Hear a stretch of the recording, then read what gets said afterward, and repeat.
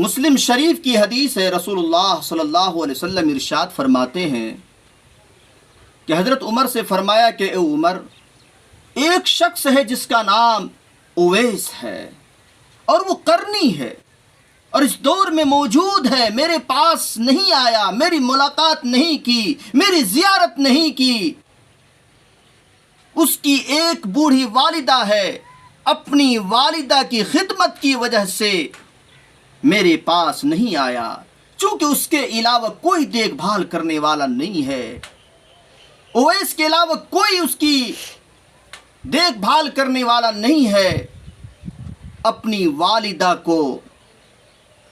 دیکھ بھال کرنے کی وجہ سے، اپنی والدہ کی خدمت کرنے کی وجہ سے وہ میرے پاس نہیں آیا، مجھ سے ملاقات نہیں کی۔ صحابیت کو رتبہ کو اس نے چھوڑ دیا، صحابیت کے رتبہ کو کھو دیا۔ وہ صاحب ایمان ہے، اگر میرے پاس آتا، مجھ سے ملاقات کرتا، میری زیارت کرتا تو صحابیت کے رتبہ کو پاتا۔ لیکن وہ شخص اللہ کے یہاں اتنا مقبول ہے، اتنا مقبول ہے کہ جب بھی وہ دعا کرتا ہے اللہ تعالیٰ اس کی دعا کو ضرور سنتا ہے، اللہ تعالیٰ اس کی دعا کو ضرور سنتا ہے۔ اے عمر،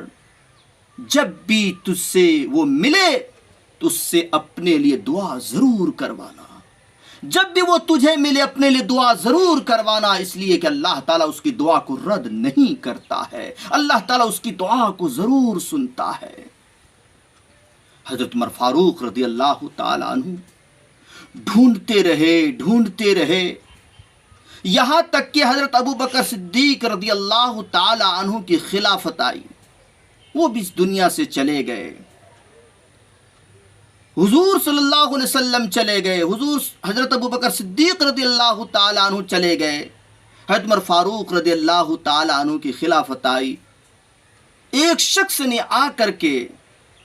حضرت عمر فاروق رضی اللہ تعالیٰ عنہ کو بتایا، اے عمر،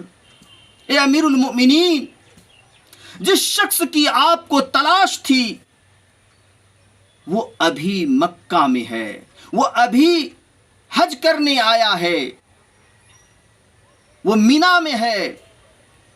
میں اس سے ملاقات کر کے آ رہا ہوں، اگر آپ کہیں تو میں اسے بلا لوں۔ حضرت عمر فاروق رضی اللہ تعالیٰ عنہ نے فرمایا، نہیں، جس شخص کی اتنی عظمت ہو اللہ کے یہاں تو ہاتھ اٹھا لے تو اللہ تعالیٰ اس کی دعا کو قبول کر لیتا ہے، رد نہیں کرتا ہے، میں اس کو کیسے بلاؤں، میں خود ان کے پاس جاؤں گا۔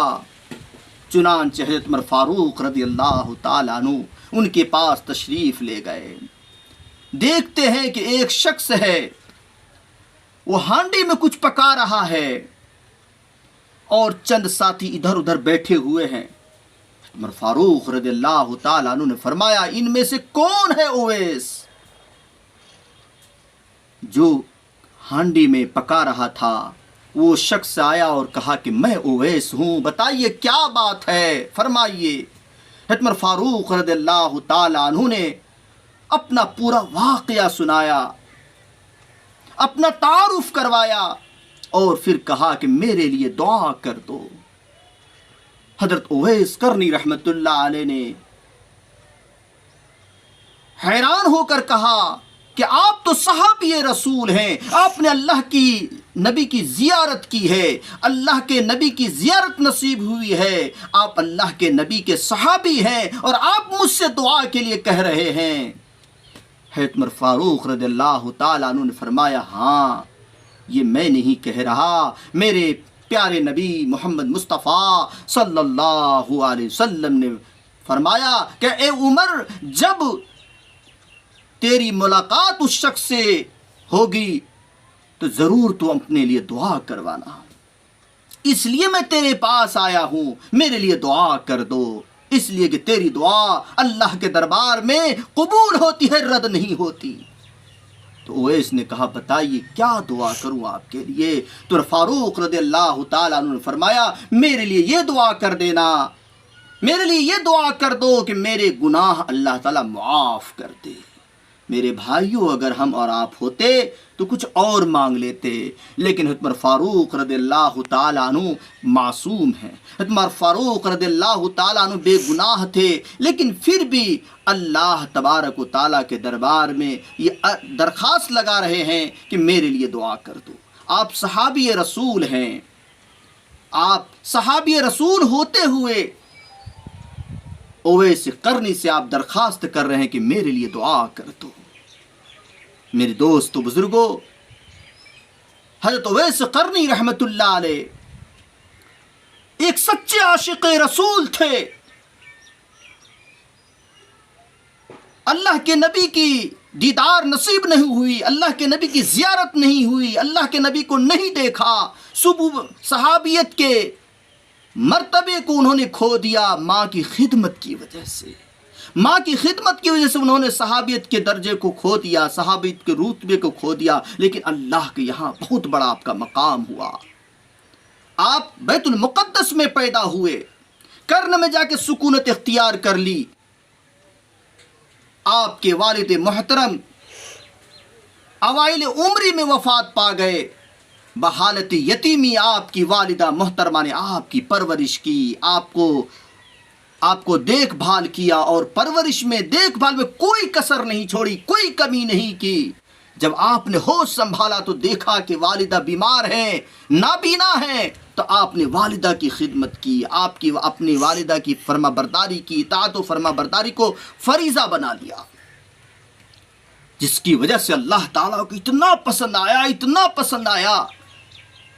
کہ اللہ تبارک و تعالیٰ نے اس کی دعا کو قبول کر لی۔ جب وہ اللہ کے دربار میں ہاتھ اٹھاتا، اللہ تعالیٰ اس کی دعا کو ضرور سنتا، اللہ تعالیٰ اس کی دعا کو رد نہیں کرتا۔ حضرت اویس قرنی رحمت اللہ علیہ صحابی کے درجے کو تو نہیں پایا، اس لیے کہ انہوں نے اللہ کے نبی کو نہیں دیکھا، اللہ کے نبی کی زیارت نہیں کی، اللہ کے نبی سے ملاقات نہیں ہوئی اس کی، لیکن آپ خیر التابعین میں سے ہیں۔ آپ کا مقام و مرتبہ بہت ہی اونچا ہے، آپ کا مقام و مرتبہ بہت ہی اعلیٰ ہے، آپ اللہ والے تھے، اللہ کے دربار میں آپ کی دعا قبول ہوتی، اللہ تعالیٰ آپ کی دعاؤں کو رد نہیں کرتا۔ آپ ایک نیک اور سچے عاشق رسول تھے۔ اللہ تعالیٰ سے دعا کرے کہ اللہ تعالیٰ ہم سب کو بھی ایک سچے عاشق رسول بنائے، اپنی والدہ کی خدمت کرنے کی توفیق نصیب فرمائے۔ وما علینا الا البلاغ۔